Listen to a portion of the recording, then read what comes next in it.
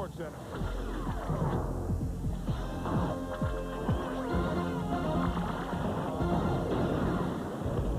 Welcome to SportsCenter along with John Anderson. I'm Linda Cohn. Why waste any time having an extra dish of apple pie or an extra piece of your pecan pie? Let's start with the NFL.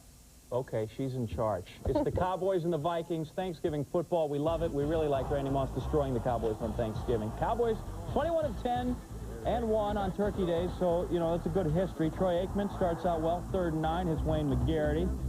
Next play, Cowboys without 8 starters in this one. Aikman finds James McKnight. Next play, 1st and 10. He's going to pitch it again. David LaFleur, his tight end, is there for a 13-yard reception. Oh, they've got a thing going, but it's 3rd and long. Shuttle pass to Chris Warren, gain of 8. Not enough for the first down. Aikman 4 of 5 on the series. Tim Cedar comes in, 37-yard field goal attempt is good. 3 points for that. And the Cowboy mascot, look at that, Bill Ice got a new job going back there apparently. Still in the first quarter. Cowboys up 3-0. Emmitt Smith, the carry. And that is how Emmitt Smith likes to do things on Thanksgiving Day. 52 yards, finally hauled down at the 10-yard line.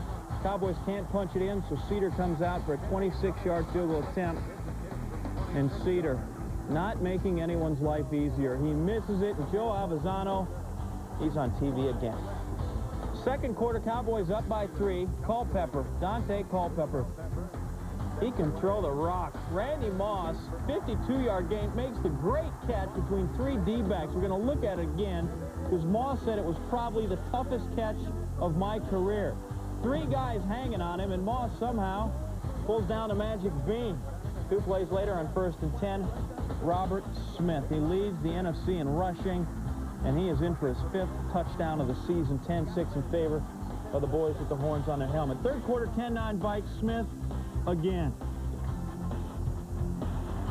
Through the line, he's averaging 5 yards a carry. This one 8 times that. 40 yards, 148 yards and 21 carries for the day. 1st and goal from the 8. Culpepper, Randy Moss, the throw. Oh, great catch. How about the feet? He's got good fingers. How about them toes? Let's look. Dave Campo questions the call, says let's review. We will. We have replay technology right here at SportsCenter, and the review says 1 foot, 2 foot, 7 points for the Vikings, 17-9 after the PAT. Cowboys, following drive, need to get something done. There's Moss. He's done really well against the Cowboys. 98 on Thanksgiving Day, blew him up. Emmitt Smith here blown up by Ed McDaniel and Robert Griffith. Emmitt loses some dental work. Fumble.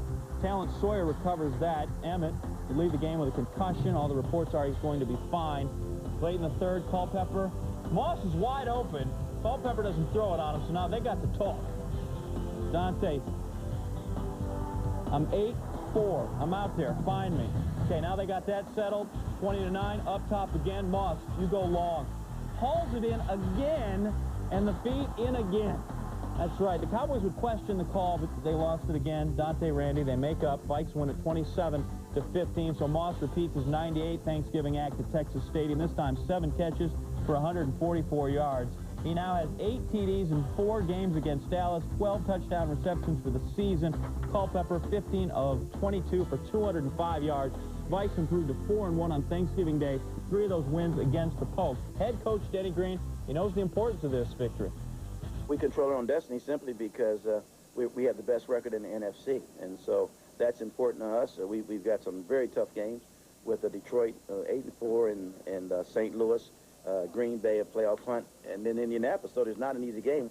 We had to, adjust to the wetness of the turf and what Dallas was trying to throw at us and everything, but, we just had to be patient, come in and make some second-half adjustments, and, I think we wanted this game pretty bad. The whole world was watching, and, we just had to put things together and go out there and make it happen. But you have to play honest as an offense, or as a defense. You can't just play deep.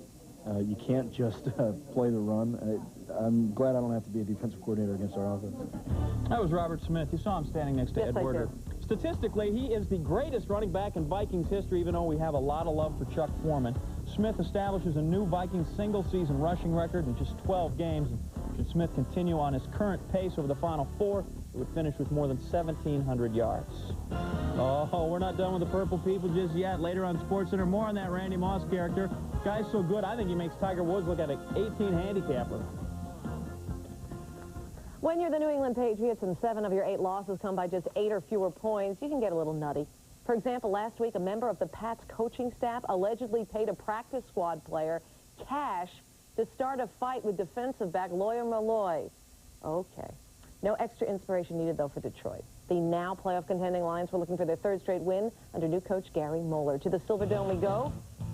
Yeah, turkeys were in attendance. First quarter, 3-0 Lions. And even a Pilgrim. Pats facing 3rd and goal. On the 1, Drew Bledsoe looks right, runs left, tries for the TD. Here we go. But he is nailed at the goal line by 3 Lions. The very next play, 4th and goal at the 1.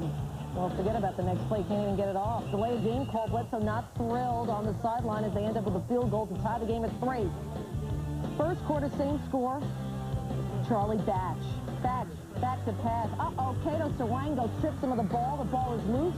Sawango recovers the fumble, and that will lead to another Pats field goal. Game goes into halftime tied at 6, though. 9-6 Pats. Lions at 3rd and goal on the 4. Batch can't find a receiver. Takes off. He stopped at the 1, though. Gary Moeller decides to go for it and 4th down. Wonder if Bobby Ross would have done that. Very next play, Batch. Looking to pass. Has to get rid of it. Finds David Sloan for his first touchdown of the year. Lions were up 13-9, but Batch would get hurt on the play. What the heck happened? Take a look. Chris Slade, Henry Thomas knock Batch down. He ends up with bruised ribs, but Batch would return and play through the pain. 4th quarter, same score. Watch Lawyer Malloy hit Batch really hard. Unnecessary roughness. Batch is finally helped off the field, but you know what? Charlie Batch would only miss 2 plays, and his effort playing through the pain had a rippling effect on the rest of his teammates. Same drive. Batch's first play back. Batch hits Cedric Irvin over the middle, and he stopped at the 1. No touchdown for Batch yet. He was 16-24 for 194 yards. 2nd and goal, James Stewart, the leap for the score. Lions up 20-9. Stewart, 18 carries, 51 yards. Meanwhile, Bledsoe not getting any help. Picked off by Marquise Walker. Walker drops it, and then he's going to fall on it. Drew was disgusted, and the Lions would take advantage. 2 plays later, Batch back to work. Taking off. Guy's bruised ribs yet. Diving into the end zone, putting the Lions up 27-9. Then Charlie would leave the game with the injury. With the Lions in control of this one, Patriots driving. Bledsoe picked off by Brian Westbrook. Westbrook going the other way, 101 yards.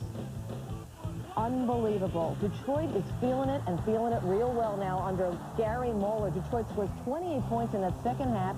They improved to 3-0 under Coach Gary Moeller, who took over when Bobby Ross stepped down. Said Moeller, I think we're on a roll. Detroit now 8-4 and have potential tiebreaker wins over the Redskins, Giants, and Saints. But the Lions' next 3 games, all on the road, facing the Vikes, Packers, and Jets. As for the effort today, Moeller still sees room for improvement. This team, particularly offensively, can still grow. They got to have a mentality as we can get better. And we, as we all know, even the good teams, you got to keep getting better, because if you don't, you're going to fall off. I mean, it's the same thing we've always told our kids in any level program. You either get better or you get worse. You never stay the same. When I sat in here 2 weeks ago and we came off an ugly win against Atlanta, and I told you good things are starting to happen, all of y'all looked at me like you're crazy, you know, because of the performance that we had out there. But you know, 2 weeks later, you can see, you know, you can really see something good happening right now. As for Gary Moeller, the coach is only the 5th NFL midseason coaching hire to start 3-0 with his new team. Moeller was the only one of these coaches to take over a team with a winning mark. So aside from Moeller, Wally Lem, Art Lewis both started their streaks with no previous NFL head coaching experience. This brings us to our ESPN.com question of the night. We're not rooting anywhere in particular here, but what is the best sports event on a holiday? NFL games on Thanksgiving, you just saw them. College football on New Year's Day. Major League Baseball on the 4th of July. Indianapolis 500 on Memorial Day. It's a difficult question, kind of like cheesy or mashed potatoes. I vote mashed. You click on and vote for the holiday at ESPN.com. Envy their number 5 national ranking. Envy their 1,400 SAT scores, but do not envy their trip to San Juan.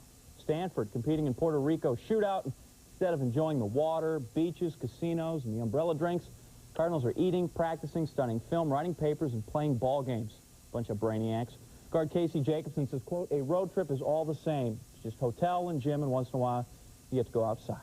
Stanford opening play in Puerto Rico against Old Dominion. Curtis Borchardt gets stripped of the ball, but Julius Barnes will regain control.